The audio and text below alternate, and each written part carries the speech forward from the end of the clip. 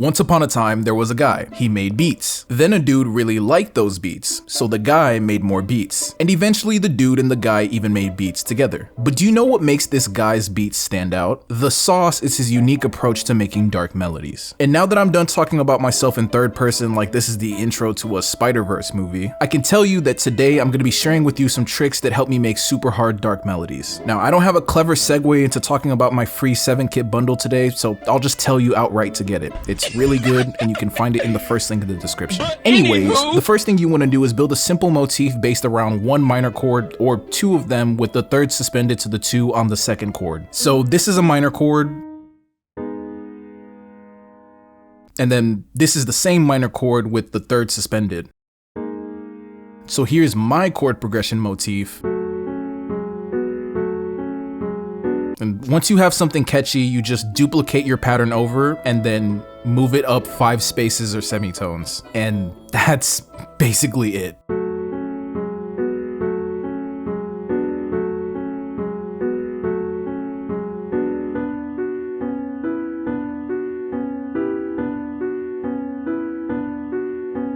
This trick works for more than dark melodies. You can use it on melodic motifs built around the major chord.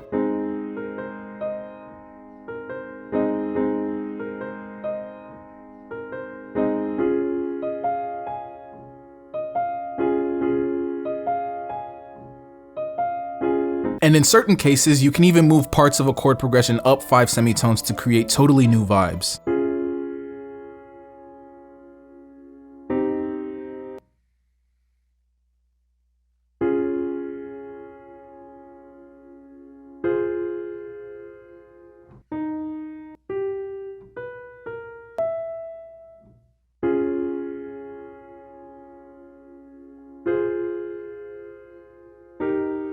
For today, we're strictly talking about dark melodies, but feel free to try this in a bunch of different situations to see what you can come up with. Okay, so from here, I'm gonna build out my melody a bit more.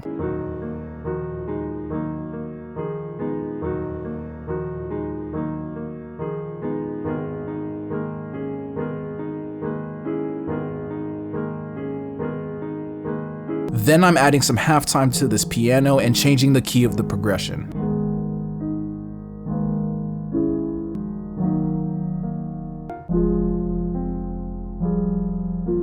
I'll add some EQ to clean up the low end,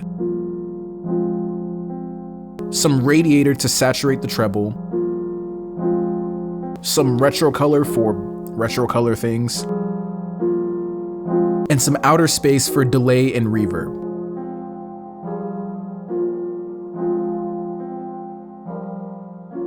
Once you have a good base for your melody, the next most important thing is your layers. To start, I put the MIDI we just made through this AZ Waterbell patch in Repro.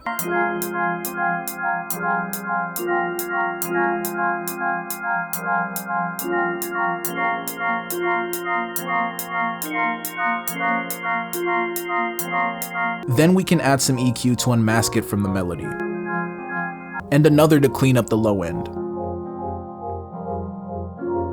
Some delay for width, origin to pull out some of those harsh artifacts in the treble, and some reverb to make it sound more spaced out. Next, I'll create a lead melody using this SD iconic brass patch, also from Repro.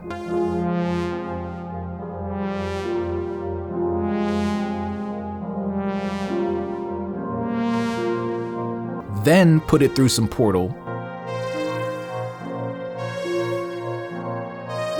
and some gross beat using the reverse preset.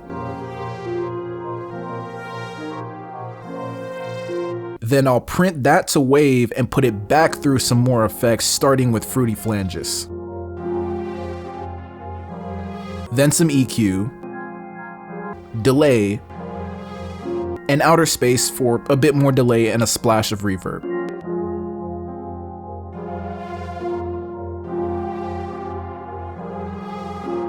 Then to fill out the melody, I added this pad.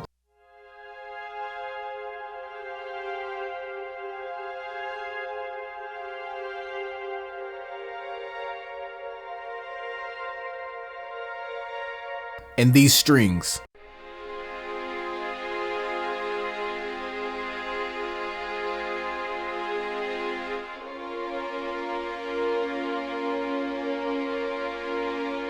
So here's our full melody.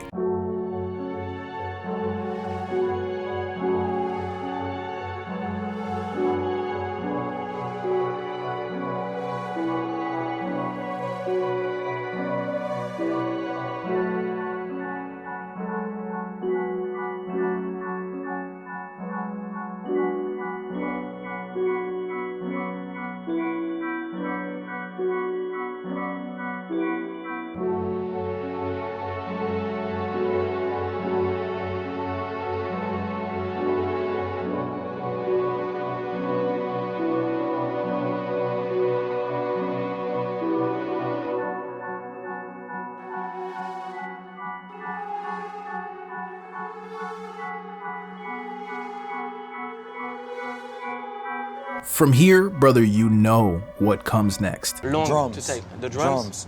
The drums.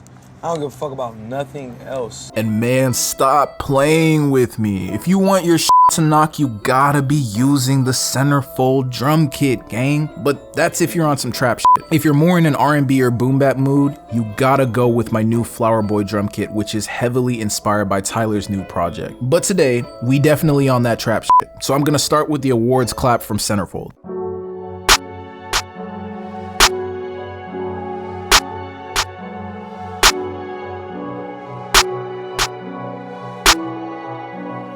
Then lay down this trippy hi-hat pattern.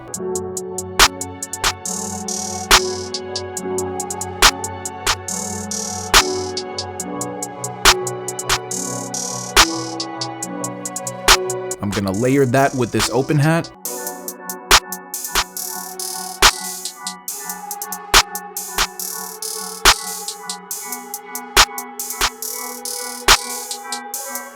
And then put down this hard accent snare.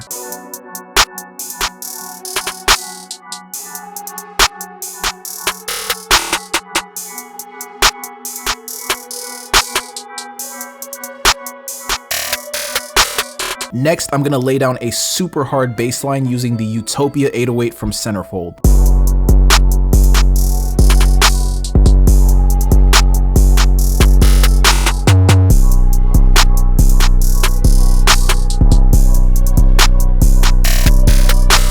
Now I'm just gonna do a bit of mixing and mastering, which I will not be talking about today. But watch this video to learn more about the mixing and this one to learn more about the mastering. Alright, so here is our finished beat. Look at you, right? You.